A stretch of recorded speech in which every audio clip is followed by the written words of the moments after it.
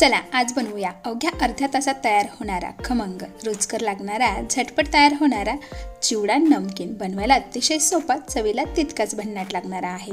मी इथे घेतलेले आहे अर्धा किलो जाड पोहे, म्हणजे ज्याला दगडी पोहे म्हणतात ते।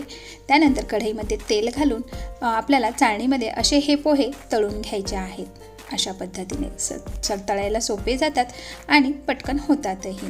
त्यानंतर सोबतच मी इथे 200 ग्राम मक्याचे पोहे घेतलेले आहेत, ते सुद्धा असेच तळून घेतलेले आहेत। त्यामध्ये लाल मिरची पावडर, हळद आणि मीठ घालून आपल्याला गरमच मिक्स करून बाजूला ठेवून द्यायचे। त्यानंतर मसाल्यामध्ये आपण इथे घेणार आहोत शेंगदाणे, सोबतच सुकं खोबरं घ्यायचं आहे, ज्याचे असे काप करायचे, चांगलं खमंग खरपूस असे तळून घ्यायचे। थोड्याशा तेलामध्ये जिरं, मोहरी, अख्खं धणे घालायचे, 1 वाटी डाळवं घालायचं आणि मस्त छान परतवून घ्यायचं। त्यामध्ये लाल मिरची पावडर, हळद, धणे पावडर घालायचा, चाट मसाला आणि सोबतच आमचूर पावडर घालायचं। काश्मीरी लाल मिरची पावडर घालून कढीपत्ता घालायचा आणि कढीपत्ता कुरकुरीत होईपर्यंत याला चांगलं परतवून घ्यायचं।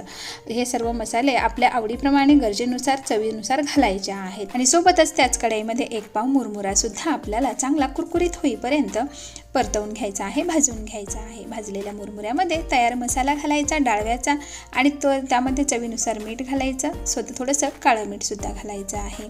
याला व्यवस्थित असं मिक्स करून घ्यायचं, म्हणजे सगळीकडे व्यवस्थित लागला जाईल। 1 ते 1.5 चमचा साखर घालायची, आवडत असेल तर घाला, नाही घातली तरी सुद्धा चालते। त्यानंतर तळलेले शेंगदाणे आणि खोबरं घालायचं। सोबतच आपण मिक्स केलेले मक्याचे आणि साधे पोहे जे होते ते घालून घ्यायचे चवीनुसार। आणखी उरलेली साखर घालायची, कारण मक्याच्या पोह्यांना साखर घातली नव्हती। सोबतच घालूया मी इथे शेव करून घेतलेली होती, खारीवाली साधी लसण शेव, तर ती सुद्धा मी इथे घालते आहे। खमंग आणि खुसखुशीत अशा लसण शेवचा व्हिडिओ यूट्यूबला मी शेअर केलेला आहे, चॅनलवर तुम्ही बघू शकता। त्यानंतर आपण इथे घालूया किशमिश, आपल्या आवडीप्रमाणे गरजेनुसार घालायचे। सगळे मसाले सगळीकडे चिवड्याला व्यवस्थित लागतील अशा पद्धतीने चांगलं मिक्स करून घ्यायचं। तयार झाला आपला चिवडा नमकीन। नक्कीच तुम्हाला मी बनवलेला आजचा हा चिवडा नमकीन आवडला असेल तर लाईक करा, शेअर करा, चॅनलला सबस्क्राईब करा। थँक्यू।